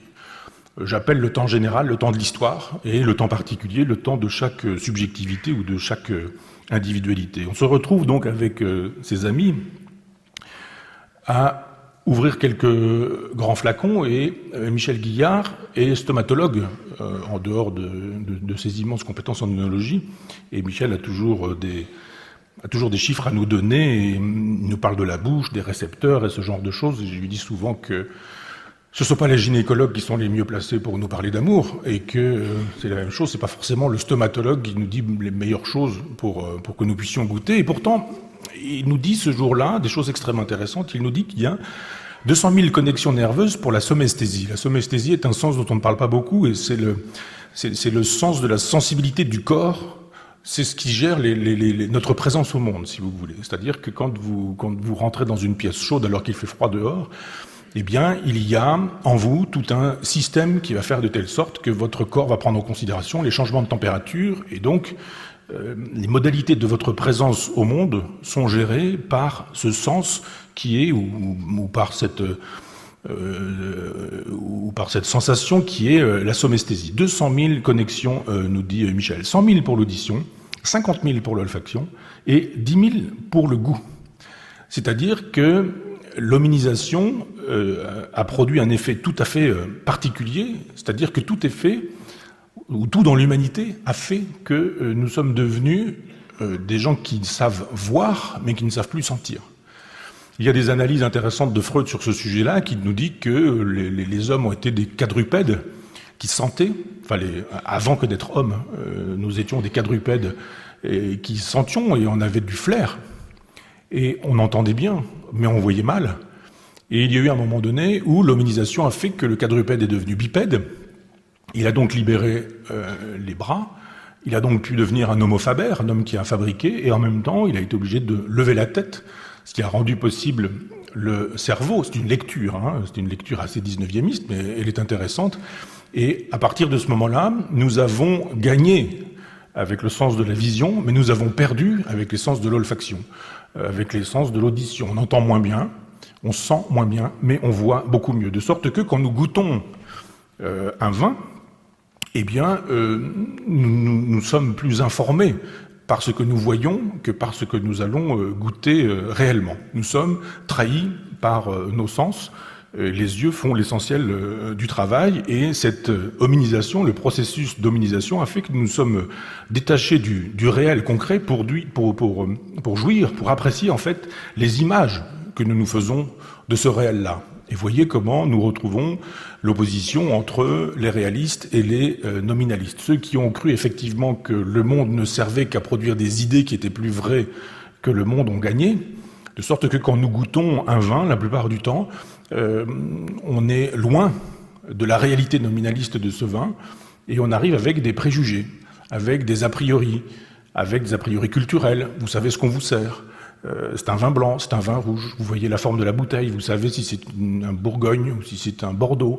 On vous a expliqué que les Bordeaux sont plus souples, sont plus légers, que les Bourgognes sont plus violents, sont plus puissants, et que certains vont, les gibiers par exemple, vont bien avec le Bourgogne, etc. Et votre éducation fait que dès que vous voyez la bouteille, dès que vous voyez la couleur, dès que vous voyez la forme de la bouteille, donc, dès qu'on vous explique que vous êtes en train de boire un Gevrey-Chambertin plutôt qu'un Margaux, eh bien, vous avez déjà un savoir qui va s'interposer entre vous et ce que vous allez goûter.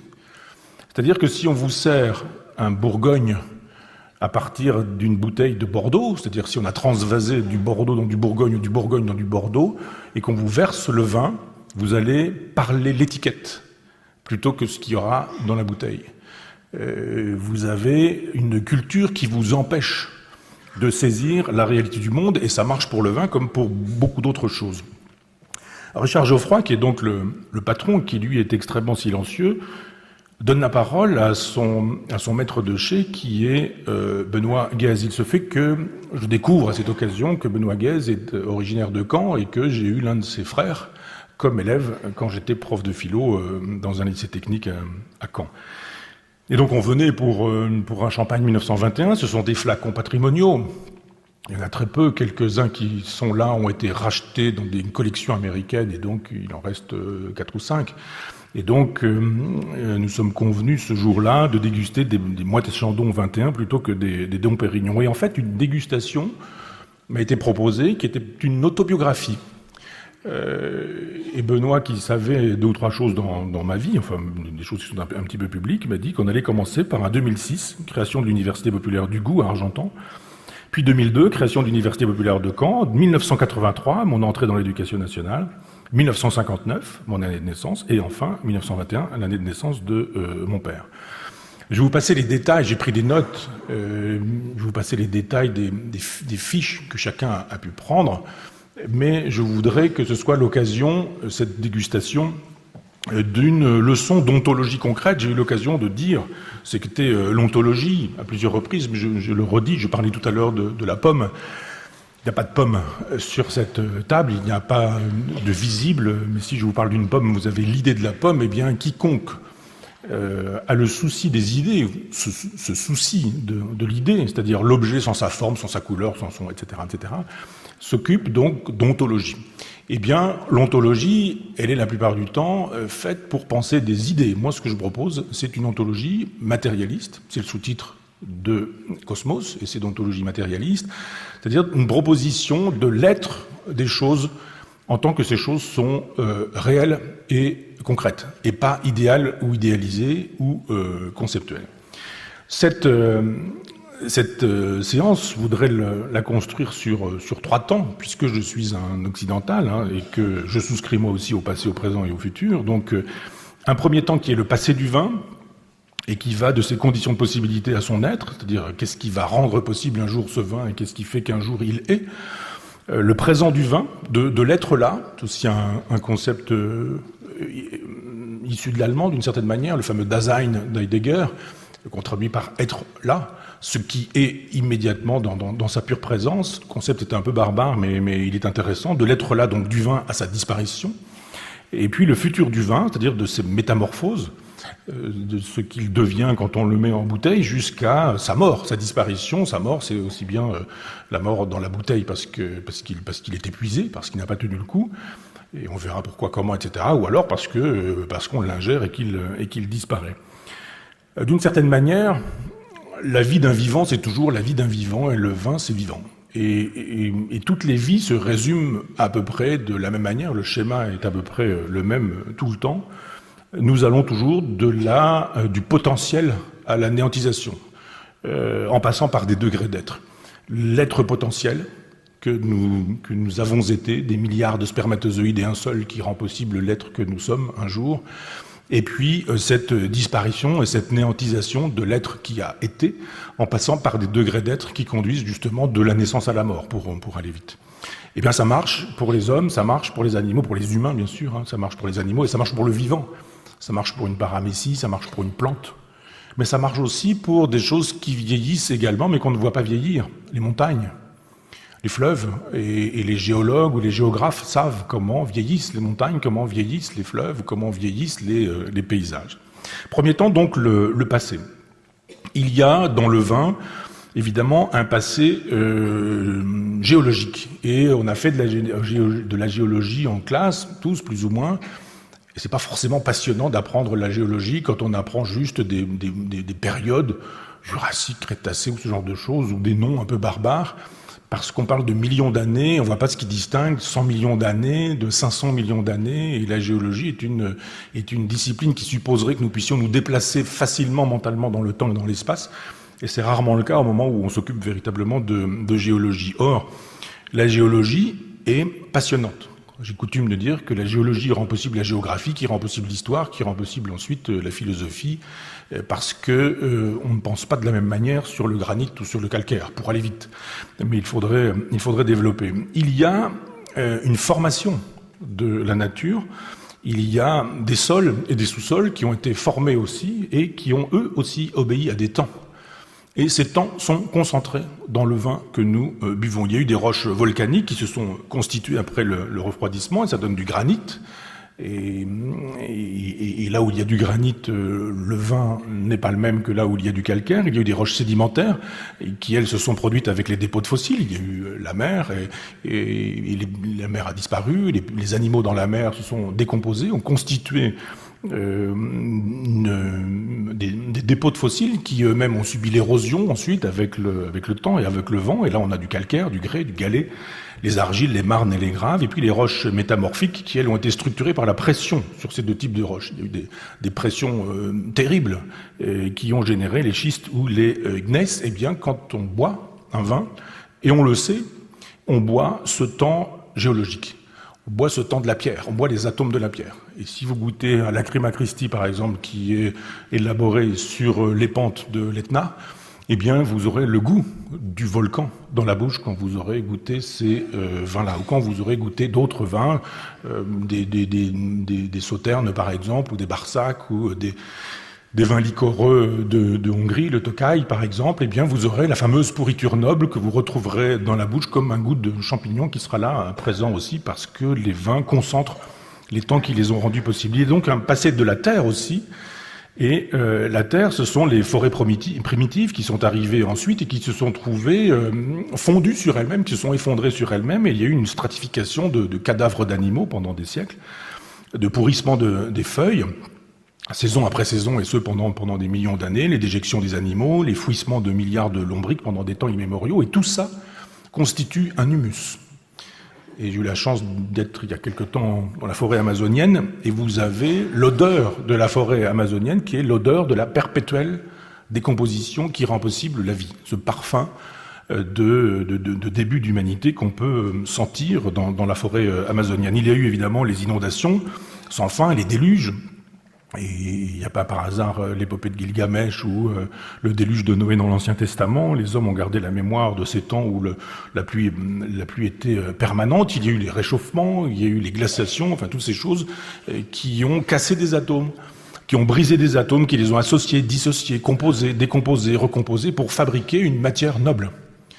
Vous avez le sous-sol, là vous avez le sol qui est lui aussi vivant. Et vous avez donc des terres argileuses, calcaires. Encyclopédie du monde de Michel Onfray. Première année, Cosmos.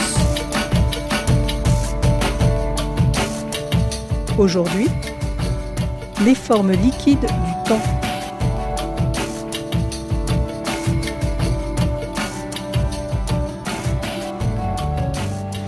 Je souhaiterais, dans cette séance, aborder la question du temps. On fait un cours sur le temps, mais ne pas faire un cours sur le temps comme on le fait habituellement quand on fait un cours de philosophie. La plupart du temps, quand on aborde ce sujet-là, On va voir ce que machin, bidule, un tel ont raconté, et puis on fait une longue dissertation.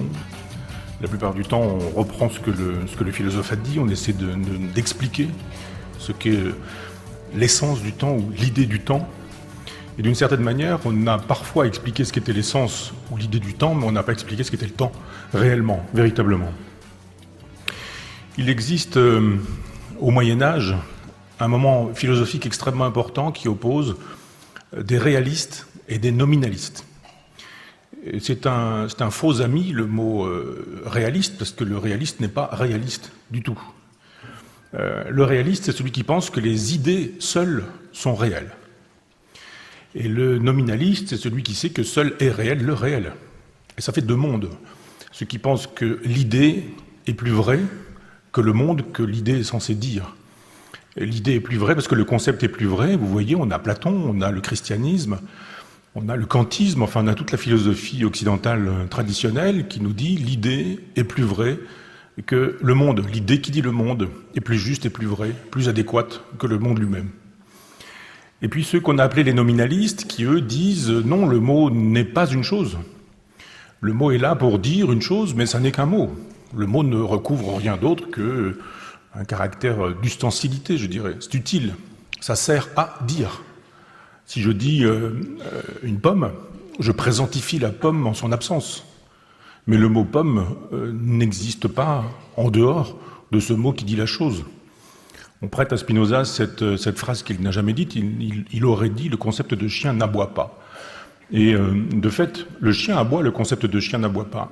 Ce que je souhaiterais faire dans cette séance, et ce que je fais depuis longtemps, et ce que je tâcherai de faire si l'aventure dure, c'est justement un travail de nominaliste.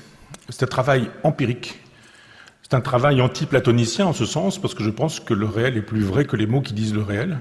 Et les mots ne seront là que pour raconter le réel. Donc plutôt que de m'interroger sur le flux, le fleuve d'Héraclite, vous savez, Héraclite nous dit on ne se baigne jamais deux fois dans le même fleuve, tout ça pour nous dire que si vous descendez dans la Dive ou dans l'Orne aujourd'hui et que demain vous y retournez, eh bien vous ne serez pas dans le même fleuve parce que le fleuve se sera écoulé. Donc on ne se baigne jamais deux fois dans le même fleuve. Le temps c'est donc un flux, vous me direz, c'est une évidence, sauf que d'autres ne disent pas ça. D'autres disent que le temps, c'est la forme immobile de l'éternité immobile, par exemple, pour le dire dans le vocabulaire de Platon, ou une forme a priori de la sensibilité. Et puis on pourrait reprendre toutes les définitions qui ont été données par les philosophes. Aristote disait dans la physique que le temps, c'était le nombre du mouvement selon l'avant et l'après. On peut multiplier ces définitions-là, il y a toujours un philosophe pour nous en donner une. Et au bout du compte, quand on a dit ces choses-là, on a eu l'impression qu'on n'aura rien dit du temps. On n'aura pas saisi la vérité ou la réalité du temps. On peut inventer une formule et ajouter aux formules qui ont déjà été données, celles dont je vous ai parlé, ou d'autres, le fantôme de l'espace obsédant la conscience réfléchie de Bergson, par exemple. On peut toujours fabriquer une définition de ce type-là, et je pourrais dire que le temps, c'est la vitesse de la matière. Ça pourrait être ma définition.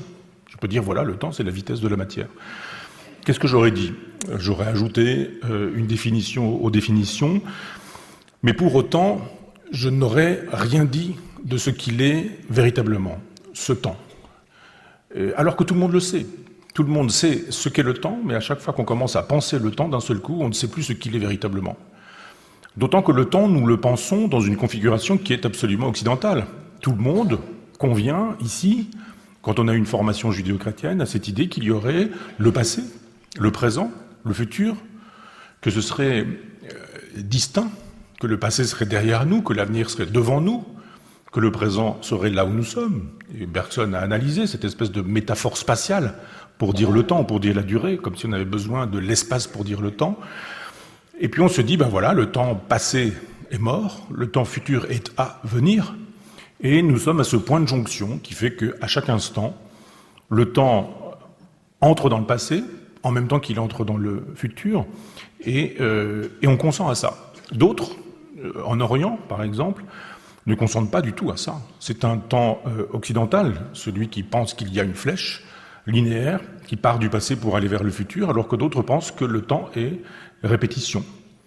réitération, éternel retour des choses, pour le dire, comme Nietzsche, qui reprend justement les thèses bouddhistes ou hindouistes. C'est-à-dire qu'il y aurait une espèce d'éternel présent, sans passé, sans futur, mais avec une répétition sans cesse de ce qui est déjà advenu. Ce que nous vivons, nous l'avons déjà vécu et nous le revivrons éternellement.